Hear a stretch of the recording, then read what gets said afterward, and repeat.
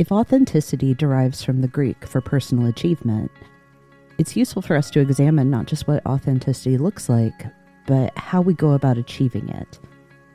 I've proposed that authenticity consists of integrity, humility, and liberty, being genuine and trustworthy, possessing deep self-knowledge, and being free from artifice. Today, we're going to do a deep dive on the central component here, humility, and I'm very fortunate to welcome Melissa Norcross to the podcast, who dedicated her doctoral research to understanding humility in teams. Melissa, thank you so much for joining me on the Well-Led podcast. As I've shared, I like to ask my guests to introduce themselves. I am the co-founder of Ad Lucem Group. Mm-hmm. I'm an executive moderator at Collaborative Gain and the co-author of The Intentional Executive, which is a purpose-driven playbook that helps executives transform leadership.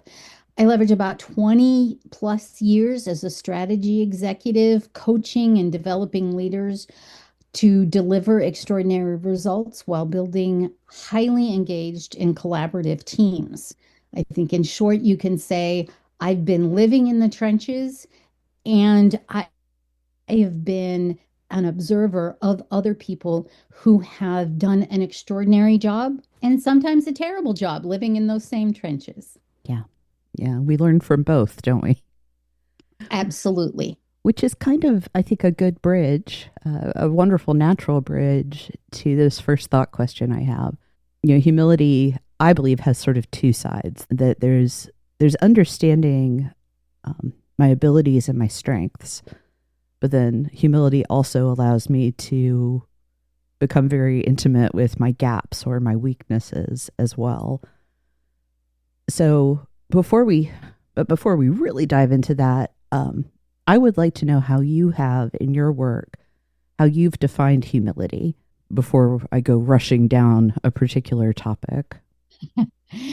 I have defined humility, I think, as a solid and healthy understanding of both strengths and weaknesses, and being able to prioritize, at least at a team level, superordinate goals above your own individual considerations and performance. And so it's a combination. When we think of individual humility, it's one thing. When we think about how humility shows up in a group setting, it's a little bit different. And I think we recognize it more when we watch a sports team where no one's hogging the ball. And you see right away the teams where the star players are focused on team performance rather than their own performance, and not their own stats, but the team's performance. And I think that's how humility often plays out in the greater world and causes us, it's built on individual humility, but it is built on it. That individual humility is the first step in what can be a much bigger impact at a team level too. You've got the knowing your own ability and strengths and gaps and weaknesses exactly the way I would define it. But so I wouldn't disagree with any of it. I would also build on it when you're thinking about the team level. I want to highlight something, Melissa, and kind of thank you for having already modeled this for me. Before we started recording, you were sharing a little bit about some of the things your family has going on, which one, thank you. But the way you talked about that is exactly the type of humility you're discussing. You shared, and the words you used were, you know, these people in your life are doing all these extraordinary things this summer, and you're excited to be witness to it.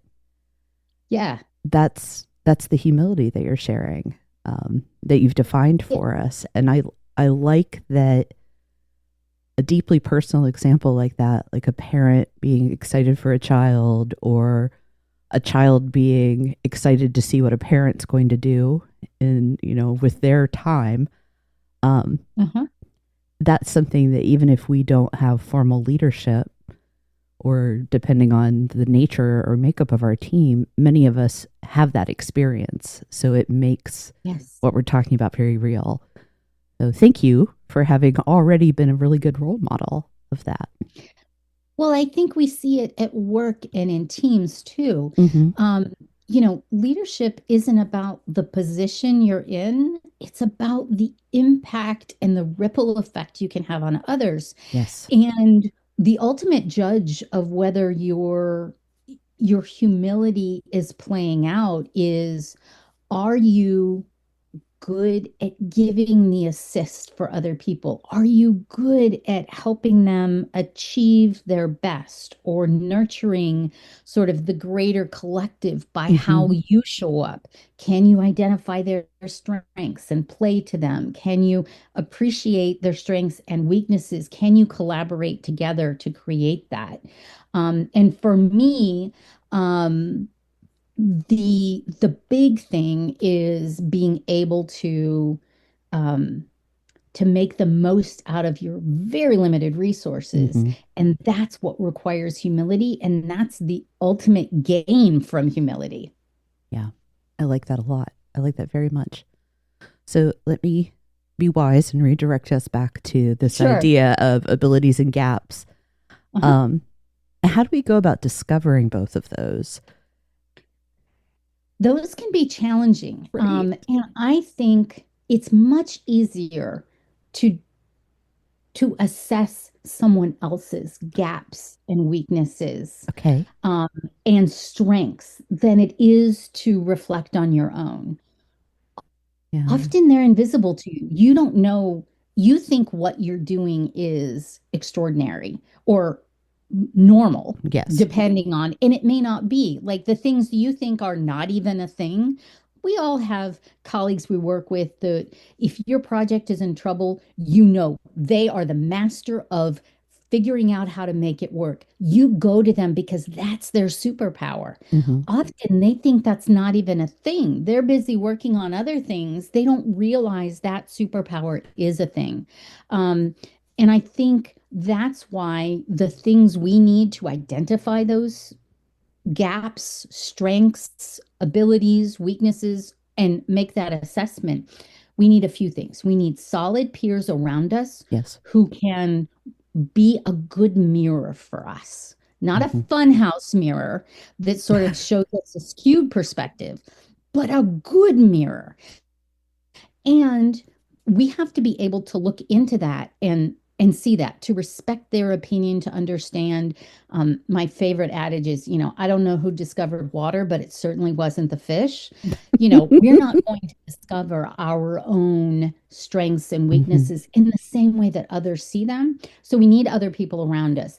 We've also, in the book, I've given a couple of frameworks that are sort of a 5 by 5 matrix that Mm. allows you to facilitate some of that self reflection and discussion with other people.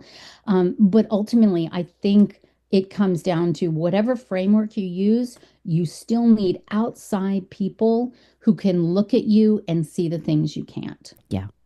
Well, I think this is, if I pull back a little bit and pull us out of the deep dive into humility and think about it as a component of authenticity, this is part of the reason that authenticity is so important. Very much like the skill of being vulnerable as a leader, there is a balance for people to meet, to achieve when it comes to authenticity between being real and overexposing. I said when we started the year with vulnerability that vulnerability is not nakedness, but it's willing to show, like, I have soft spots. I feel like authenticity is vulnerability dressed up and moving through the world, because I've acknowledged that I have these soft spots. I've also allowed myself to accept that maybe I have superpowers, and I'm going through the world in a way that I hope to be trustworthy and humble and not burdening myself with having to pretend I'm something different. To pull this back, I think that that bigger picture of authenticity matters because if we hope to gain humility through the insight of others, there has to be this trust that we're all real and that Yep. we're all serving the same goal and purpose.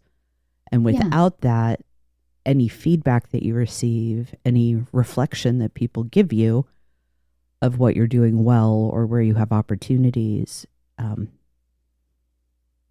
it can't stand because I don't trust that you're being honest with me or that you're doing this for my good.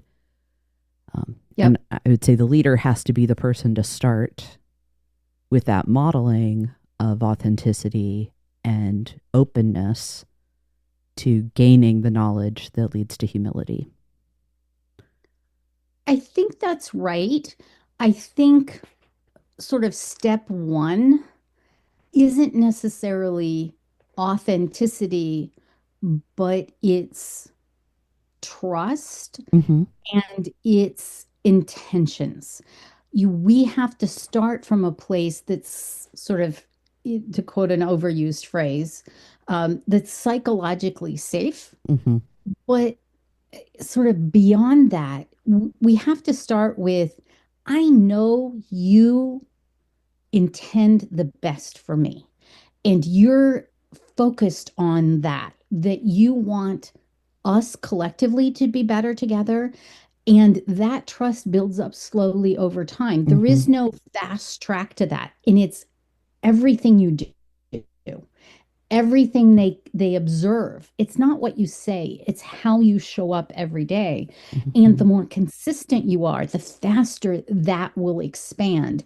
And that, if my mom, who, God love her, is my absolute best friend, but who has really navigated the worst of my years, which were my teenage years, as Yeah. people might imagine.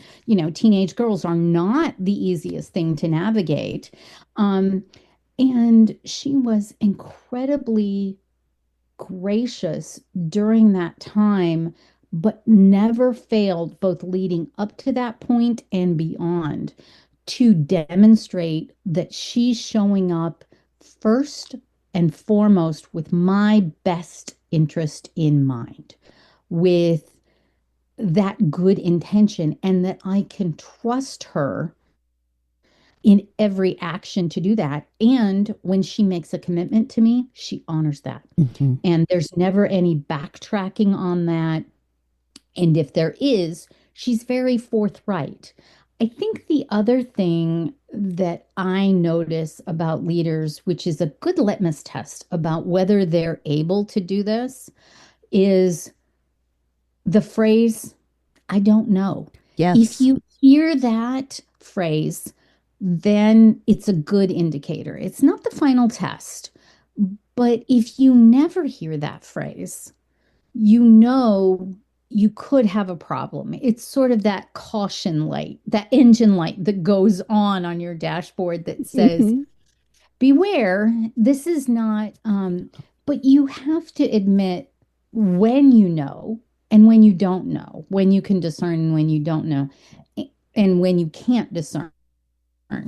My favorite person who talks about this is Warren Buffett, Oh. because he talks about the levels of, and his circle of confidence versus his circle of competence. Mm-hmm. And he is very clear on what he is and is not an expert in. What is he competent at? And he sets that bar high, and he narrowly defines what his benchmark is for competence. And he intentionally never gets out over his skis or assumes he is knowledgeable about something that he's not really sure he's knowledgeable about. As a result, he often uses the phrase, I don't know. This person knows more. I don't know about that industry. I'm not willing to invest there. And that is a good reminder that, as smart as he is at some things, he is so willing to admit the many, many things that he is not at all an expert in. Yeah. Yeah. I think that line of expertise and being able to kind of segregate this is what is effortless for me, where I have joy and flow. Here's where it takes a little bit more challenge. Maybe I am competent, but I'm not expert. And then the whole wide world of everything else. And I think that's part of humility, is recognizing that third bucket is going to be expansive. No one person can know it all, can drink all of the well of knowledge, if you will. I'm reminded, too, of Patrick Lencioni's working genius model. Yeah. And I think assessments like that can be part of that journey of becoming humble, because it gives you a balanced look at, here's where I'm a genius and here's where I struggle. Any tool like that, I think, can be a methodology toward gaining humility, both for leaders and for teams, looking at what is our whole makeup, where do we have strengths and where do we have opportunities. But to your point, not doing it in isolation, that you want to be able to validate this stuff with trusted, candid people in your circle. Absolutely. And I think sometimes the easiest place to start is further from home. Mm-hmm. So humility sometimes is created when you recognize the greatness in others, and you can recognize that that doesn't exist in you. And so and this starts long before you become a leader. Yes. It starts at the very beginning. And if you can look around you and do those assessments and get people to talk about those assessments and their skills and what they think they're good at and what you see them being good at, and appreciate the greatness in each of them, Mm-hmm. it gives you a much healthier perspective about what the greatness or lack of greatness is in you. It doesn't have to be, well, I'm not as good as all of these people. The reality is you're not as good as anybody at least one thing. Right. Everybody is better at something than you are. And I think the joy in leadership and in working with other people is getting to know the extraordinariness that they bring. And that helps you figure out, if you want to create a great team, if you want to get something done, all of a sudden you can crowdsource greatness. You can get help to do that. You can't self-create as an individual a superhero. Superheroes happen at an organization and a team level. And if you're a leader who can appreciate that greatness and build your superhero team or organization, man, you've got it going on. A thought that occurred to me listening to you is that a large part of the humble, authentic work of leading and being a member of a team. Yeah. And frankly, I think that we are all leaders of ourselves. So we all have a leadership responsibility, even if it isn't formal. So it applies across the board. But the starting point for this is recognizing intrinsic worth. So even if I'm not great at, I can't dance. I'm a very clumsy human. Amen, sister. Yeah. Right there with you. Yes. Just because I lack that ability or skill, it doesn't mean I'm worthless. And reminding ourselves of that about ourselves, but also about the people around us, even if we find them frustrating or they're not performing to our standard, fill in the blank.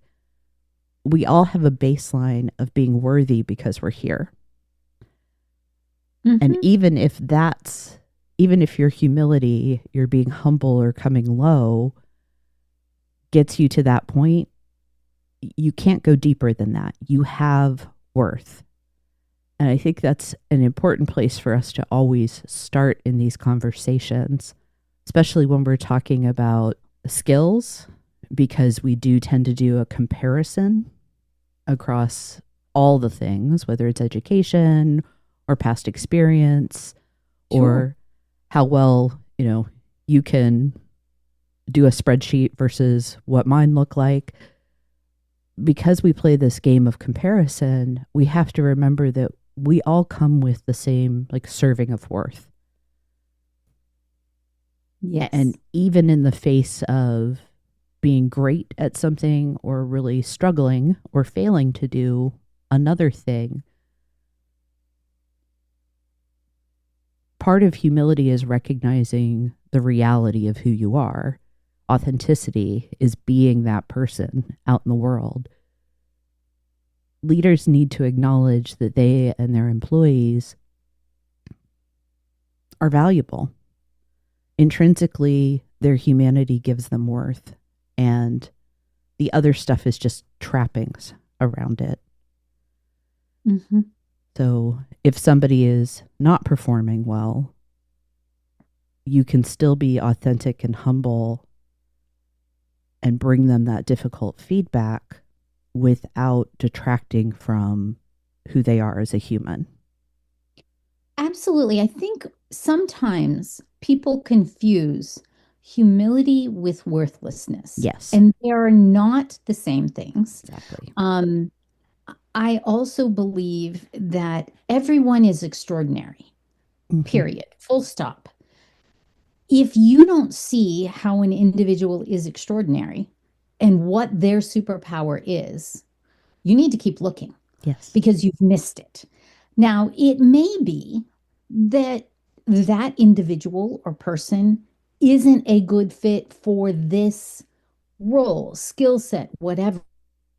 Our job as peers, as leaders, as sort of co-journeyers in this life is to identify that in others and do what we can to make sure that we're playing to their strengths. I think about Michael Phelps is, arguably one of the greatest swimmers of all times. And we would say he's an Olympic athlete. He's an extraordinary athlete. But if you were a basketball coach, you would be incredibly disappointed in Michael Phelps. Yes. If you were a volleyball coach, you would think you would be rating him on the wrong scale. And so as a leader, if you see someone who's working for you who is not extraordinary, maybe the fit is wrong. Maybe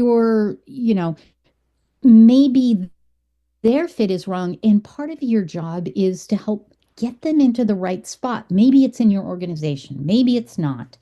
But everybody is extraordinary in some way and not extraordinary in other ways. Warren Buffett is a financial genius, but not someone I would take marriage advice from. Michael Phelps, I would pick him first on my swim relay team. Track, basketball, not so much, and that goes over and over again. I worked with an extraordinary chief technology officer who, if I had a technology problem, he would be the first person I would call. But if I had a different kind of problem, like, say, a leadership challenge, not the first person I would call. That makes him no less extraordinary. It makes me a good individual and authentic if I can understand what that is and use it to its right strengths. A hammer isn't a bad tool because it doesn't screw in a screwdriver, what a screwdriver will. But I also can't use a screwdriver what I use a hammer for. I need both tools. Exactly right. Yeah. And I need to appreciate that. I like not everything's a nail, right? You don't need a hammer for every single approach. And when you are struggling, or when you see a team member struggling, not leaping to the this person is bad at their job, or they're just trying to make my life difficult by Ah, not doing things on time. Asking that question, is there something in the circumstances around them? Is this job not the right fit? right. Where are their skills going to be best used? And not having, again, not doing that in isolation. You need to be having that conversation with the individual. Absolutely. It's always in partnership Mm-hmm. as you're trying to figure it out. And I'll be honest, that leadership journey starts when you're a peer. Mm-hmm. When you are on a team, you look at sports teams, the leader, the manager, the coach is not on the field. In most cases, they cannot communicate with the team. Yeah. People on the team are not in the same place in the field. So you get lots of micro leadership emerging and ebbing and flowing over time. That's how we work in organizations and in operations. When you're rolled up your sleeves and you're knee deep in solving a problem, you're often working with two or three other people to figure it out. And there's no team leader there. It's just you and your peers trying to figure it out. But there are leadership moments that happen all along, and you each have to step up to that. I love that way of thinking about those moments of leadership. So we've been rewatching Ted Lasso Oh, yeah. recently. I see it. Yep. It's a good reminder when we think about authentic, humble leadership. Sometimes you are leading not because you are necessarily the star, the ace, the striker. You're leading because you're there in the moment and you Mhm. have the right perspective to take the lead, to do the thing. And recognizing that your circumstances, sometimes things over which you have no control, are what put you in that position as opposed to your own capability or even your own choice. One, it can be very humbling, but it also clears away your ego so you can focus on the task at hand. Well, absolutely. And, you know, I can think, going back to your example, you've got Jamie Tarter, who's great, great striker, right? Mm-hmm. Imagine him in goal. No. That is a disaster waiting to happen. And yet you need an extraordinary goalkeeper in Mm-hmm. order to have an extraordinary team. Yeah. In order to win games, you have to do that. You put him on defense, same problem. So, what your role is, if you are the leader on that team, or even other players on that team, is to make sure you keep your peers and your teammates in places where their extraordinariness contributes to the Mm-hmm. success in aggregate. And you figure out how to best compensate. What is it? Gallup says, compensate for your weaknesses, so much so that, well, no, focus on your strengths so much so that your weaknesses become irrelevant. Nobody cares that Michael Phelps is not the best volleyball or basketball player. No. Could not care less. We don't care that, out of the pool, he's a fish out of water. That's okay. Yep. You know, he's, but that means we don't put him on a track relay team. Yeah. We don't do these other Exactly. things with him. We don't put the striker in at goal. Mm-hmm. We, understand where things break down, and that is our role. And sometimes where you are depends, what you see depends on where you are and where you stand. And we're all climbing mountains, right? Yes. We're at different spots on that mountain. We're in different places. And how we show up has to evolve sometimes. Mm-hmm. So our strengths aren't static either. They evolve over time. What I was terrible at 3 years ago, I might be great at now. What I was great at 2 years ago, other people might have since passed me, and now that's not a strength anymore. Mm-hmm. That's okay. You've brought up a couple of metaphors or mental models that Yeah. I'm going to use as a way to get to my next set of questions. This idea of us, sometimes we're alone on the journey, sometimes we have partners. I've stated that this quarter, third quarter's leadership essential, that essential responsibility that leaders have is to choose grace. And I believe that the competencies, the skills that we're talking about this quarter, they are what allow us to navigate the reality of working with humans. People who are extraordinary, but also flawed, who have great capabilities and sometimes make bad choices. That's all of us. Yeah. In this context, I see authenticity as the roadmap. It's a starting point for successfully managing people and their flaws. I'd like to hear your thoughts. Mm-hmm. And if I can stretch that metaphor even further, what function specifically does humility play in our journey? I think authenticity, and authenticity can be used and misused in any number of ways. When I think about authenticity, if someone says to me, I am, this is just who I am, Mm-hmm. period, full stop. Um, I usually call BS on that one, mostly because we all show up differently. I show up differently with my mom than I do at work, than I do with my kids, with my kids when they were 5 versus my kids when they're teenagers versus my kids when they're grown adults. I show up differently. My husband is a retired Army officer, Okay. and we have kids, and those kids have grown up. If he shows up in the field, in the height of battle, in the same way that he shows up at home when we're trying to decide with our teenagers what we're doing for the weekend, that's not going to go well in either place. Now, But he can show up authentically in both situations.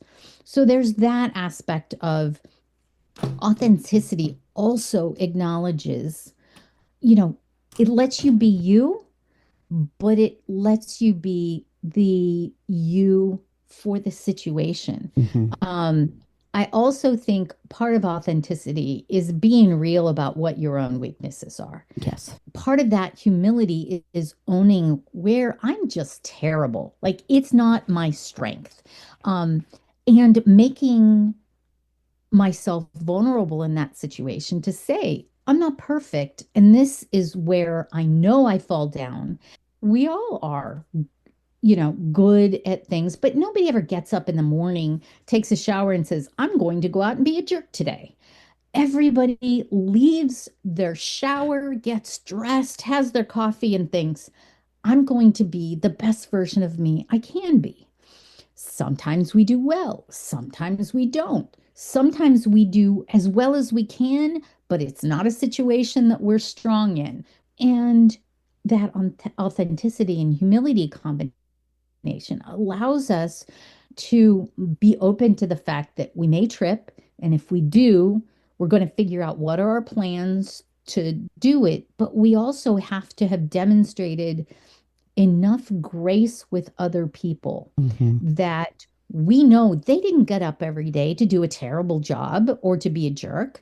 They get up every day trying to be their best and do their best. And that benefit of the doubt, that, you call it grace, you can call it benefit of the doubt, you can Mm-hmm. call it assuming the best or coming from curious, all different ways of thinking about So many that. different ways to say the same thing. Yeah. Exactly.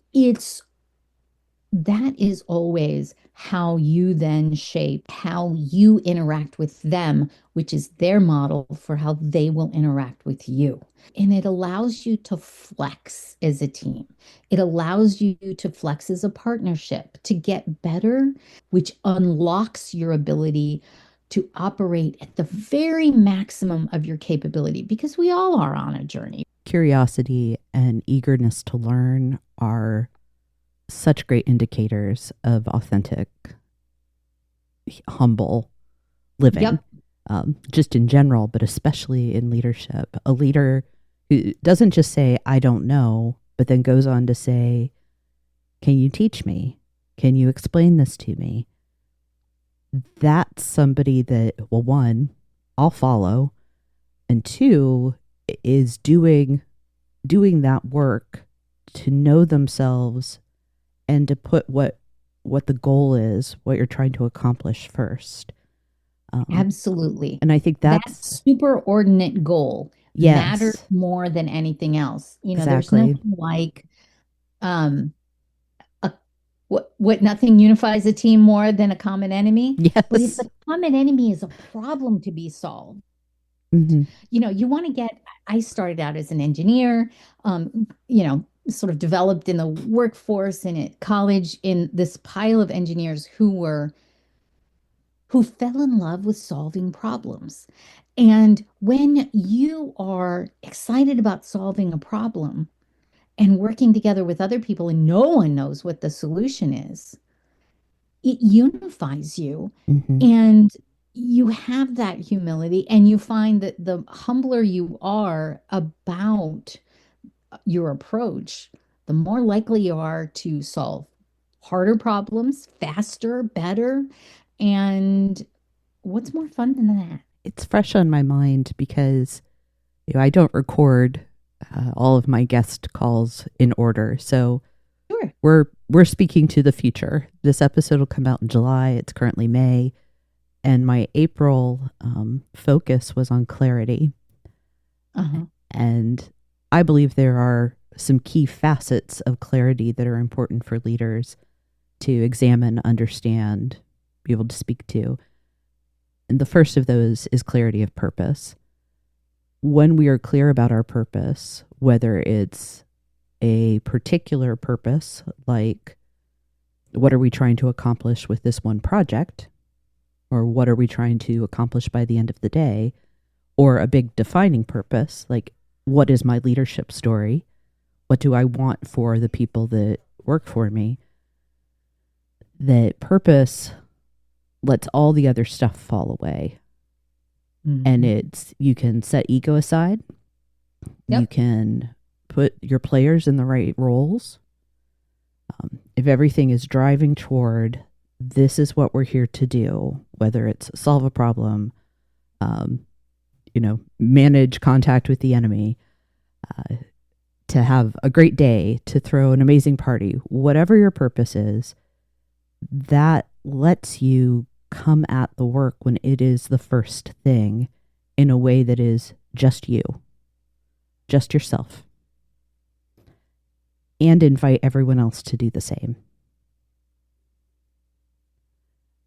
I would be interested, you've done it somewhat already, but thinking about your book, The Intentional Executive, and the idea of authenticity,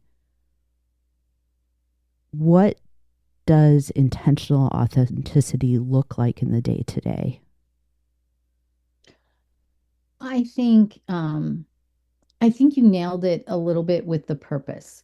For for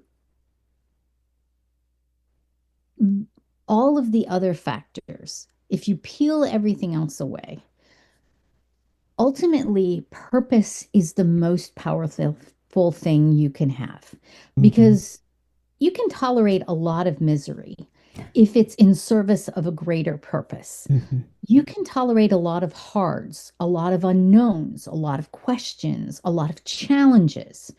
I mean, we see it with Olympic athletes. We see it with parents every day. We see it with anything. I mean, there's a story about, John F. Kennedy walking into NASA and walking up to the janitor and asking, what are you doing? And the guy's mopping the floor and he says, I am sending a man to the moon. Yes. You know, and that connection to that bigger purpose is important. Um, you There's research that's been done in hospitals as well with janitors who are, Mm-hmm. when they're asked and they answer with, I'm helping people become healthier, I'm helping Mm-hmm. them get better and recover. They do lots of discretionary things that they don't have to do. And being connected to that purpose and knowing that you have an authentic set of people around you also connected to that purpose, it creates what I like to think of as the most powerful pronoun in the world, we. Mm, It's a we that shows up. yeah. And when I listen to leaders and teams, the thing I notice first is what's their pronoun usage. If it's we, you know they've got purpose. You know they don't track their individual stats as much as they track the organization or the team stats. They're more likely to be passionate about that and more engaged with that. And that does require that sort of safe and authentic space. It requires your ability to work together, but it has this sense of this greater purpose and this community, and you create this kinship around you, which is this lockstep you all get into around this greater mission. And then it matters less what you do on a moment to moment basis, what happened in a moment to moment, because you know it's all just noise. It's easier to neglect that stuff and sort of live in your authentic space with that clarity of focus on where you're headed. Without purpose, it's not just that the hard stuff becomes onerous, the easy stuff loses meaning. Exactly. And I feel like in the workplace, that is the thing that we should, meaning is the thing that we should really white knuckle onto. Yeah. Because work is work. And even if the meaning for you is a paycheck so that you can have the life you want, being able to be grounded back in that, it makes work less worky, I guess, is the silly way to talk about that. Yes, it does. And, while purpose is often collective, meaning is different for every person a little bit. Mm-hmm. And, we we can have, the same paycheck at any number of organizations. But when we have meaning, two things happen. We can choose to be at a place where we have meaning or choose to create that meaning for ourselves in the space that we're at, is how I like to do it. But it also gives us sort of satisfaction and joy in those moments. And you spend too much time at work Yes. doing work to be miserable. And why not make it extraordinary for both other people and ourselves if we Yeah. can? It's authenticity, even humility, is one of those things that I feel the effort involved is so ironic because Uh-huh. you are who you are, right? Like, yes, sometimes people use that as an excuse, but the fact is, it should be the easiest thing in the world to be yourself, Should be negative effort. right? However, for all the reasons, it has become something that is effortful for people, particularly in the workplace and in leadership roles, that we've adopted, actively embraced this idea of perfection, never let them see you sweat, always right, always have all the answers, which means that we're now in a position where the easy thing, authenticity, is a challenge. Every part of it carries some sort of effort, a cost for people. And I think it's important to acknowledge that for people who are working in those environments where, showing your weakness can come with punishment or worse circumstances. But what are the benefits that outweigh the cost?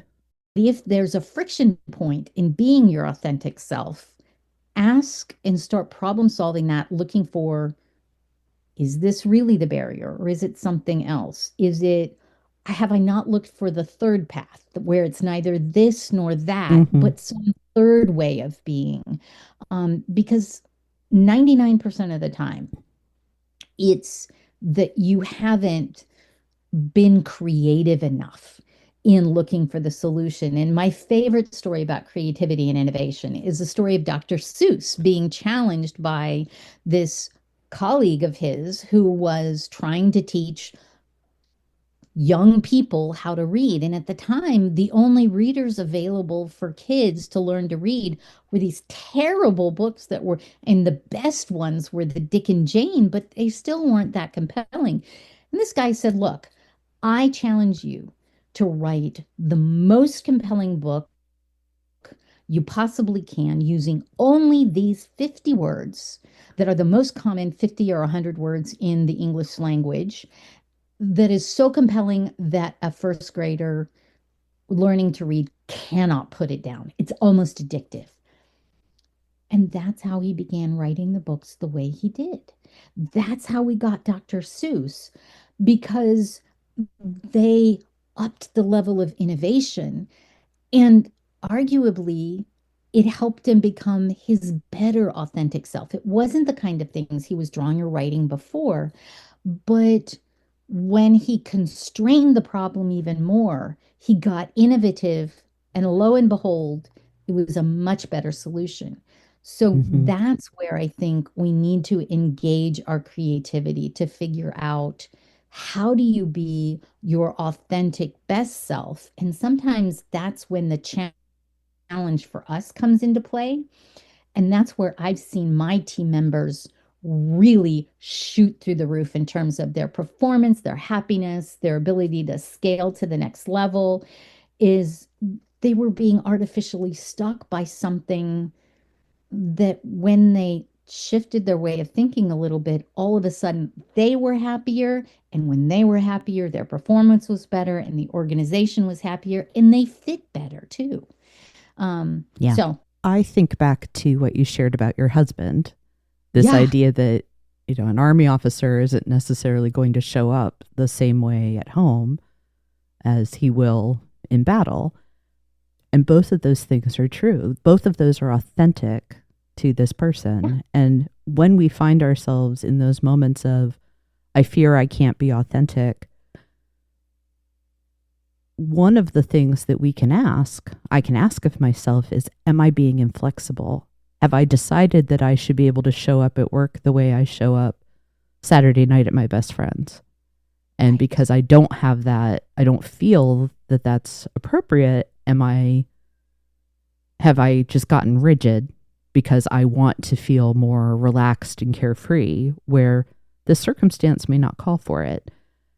And the answer is not to shift yourself. It's to recognize that you need to be flexible and open to bringing different parts of yourself forward, depending on the How am I circumstance. me in this context? Yes. How am I the best me in this context? That same husband, bless him, he gets to be an example everywhere, is, you know, even in uniform, in the heart of battle versus at a desk in presentation with senior leadership arguing for a project or Mm-hmm. negotiating with an external supplier, guess what? He shows up differently. I show up differently as a leader when I'm counseling somebody who's had an incredible failure or loss and is struggling with that versus someone who needs me to roll up my sleeves and solve a problem or needs to come along beside them for something else. I show up differently in Mm-hmm. every single space that I am. But the question I'm asking about being authentic is, how am I the best me in this context? Yeah. I'll use my husband as an example. Um, Nate served in the nuclear navy. He was a submariner, but he also has served as a Boy Scout leader. Mm-hmm. And one of the things he talks about is when new families would join the troop, he had this little kind of speech that he would give the parents. The boy would be sent off to learn with the boys, and Nate would tell the new parents, I'm this is my experience. I was a scout myself. This is how long I've been with the troop, and I've got to let you know. I try to always be the scoutmaster, but sometimes the submariner comes out, and if that's going to be a problem, I want you to be aware of it, and you can choose whether or not this is the right troop for you. And he's himself. I mean, he is an Eagle Scout. He is the scoutmaster, and sometimes the submariner comes out. And my guess is he has also spent a lot of time working on being a better version of himself in that scoutmaster role. So it's not a one way, hey, I just need you to understand who I am. Exactly. And I'm going to be inflexible. I'm leaning into the scoutmaster role, and occasionally this comes out in me, sometimes for the better, sometimes for the worse. Yes. But that's the reality. And my guess is the scoutmaster that he is today is not the same one he was 2 years ago, or 6 months ago even. Yeah. And that's true for all of us. Right. And if we are resisting that, what is it? The friction that makes us grow, that reshapes us to be better people. We miss out on those growth opportunities. Yeah.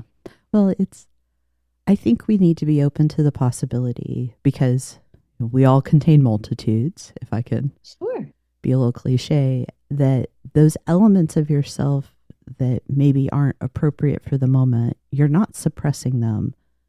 You're allowing them to take a backstage, and they might actually serve to support and make the other things better. Nate, absolutely, your husband, for an example, that who they were in service, even if it doesn't show up during the scout meeting or in the briefing, that version of themselves has improved what they're doing currently. absolutely. It feeds, it supports, it means they can handle a crisis when it steps out. It's, those same things. And we're figuring that out all the time. And that's, I think, and what I love about how you're thinking about all of these things is that it's a growth mindset. Yeah. It's a real recognition that we are still growing as individuals. We get better on our journey. And if we stop exploring what is possible, what could be different, we lose out on a lot. And we are now living in a world that's evolving and changing rapidly.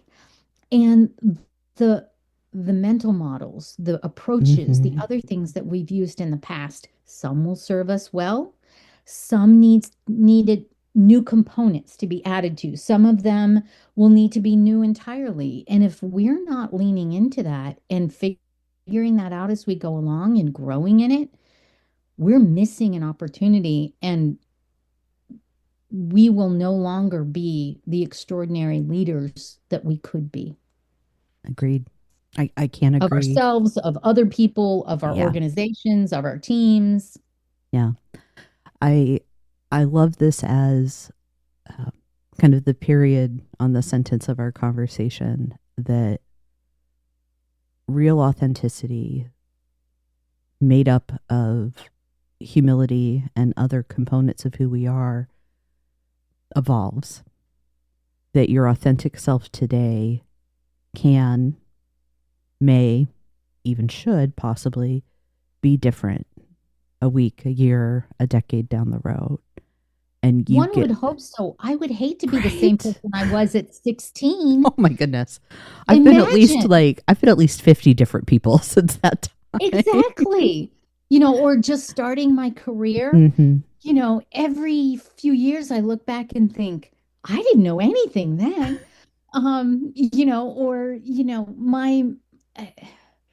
If we were stuck in who we are, we would all be Very sad indeed. Right. One of my favorite songs when I was 16 was the Indigo Girls' Watershed. And, it's, I think about my 16-year-old self thinking this was a poignant line. And I'm like, oh, you sweet summer child. Because every 5 years or so, I look back on my life and I have a good laugh. And, And that's the ultimate humility in being able to look at yourself. And I think mhm, the more of those moments that you have, not just personally, but professionally, mhm, and you can look back and see the shortcomings, the sharper you can define the edges around your own competence and your understanding of it, the smarter you get about how you can show up well and how you can help other people show up well mhm. and how you can lead in whatever role you're in to the extraordinary purpose delivery that you want. Yeah. Wonderful. Thank you so much, Melissa. This has been such a fun conversation. I've enjoyed learning from you and having the chance to put some ideas out there for you to work on and Yeah. help me refine. Thank you. Well, me too. It's always great to talk to other people who are thinking about these things Hmm. and sort of leaning in to helping us collectively think about how we show up for ourselves and for others and in our roles to get more out of the experience and Hmm. to help other people get more out of the experience. Yeah, because that's ultimately the work. You know, Absolutely. I call this quarter's essential choosing grace. The real secret is behind all of this is this idea that leadership is a love story, and it's that what leadership love looks like is showing up as your best self and wanting the best for others. Hmm. Yeah. Absolutely. There's a great book. It's called Love 2.0, No. and it's Barbara Fredrickson's book. Okay. Um, as micro moments of shared positive resonance and warmth and connection. Um, and um, it started out, Barbara Fredrickson is also someone who wrote about um, followership Mm, yes. as an element of leadership. And so this Love 2.0, I read it as a business book on creating meaningful connection, not just with other people, but with your work life, with your Yeah. organization, with other things. And so that's something you might want to look at too to see if it has any power for you as Yeah. a model. Definitely going to. Thank you for that recommendation. Sure. Melissa, thank you so much for your time today. I've really appreciated it. Thank you. And thank you for making time for me. It's been a great discussion and a good chance for me to reflect on things that, some of which I've thought about recently, others that, are further developing in my thinking as I think about what's next. You've been listening to a Well Ed podcast. If this episode was useful, you can support the show by following or subscribing on your preferred podcast platform, or by sharing it with someone who's navigating similar questions. The latest companion toolkit is available. Check the show notes for a link to request your free copy. Thanks for listening.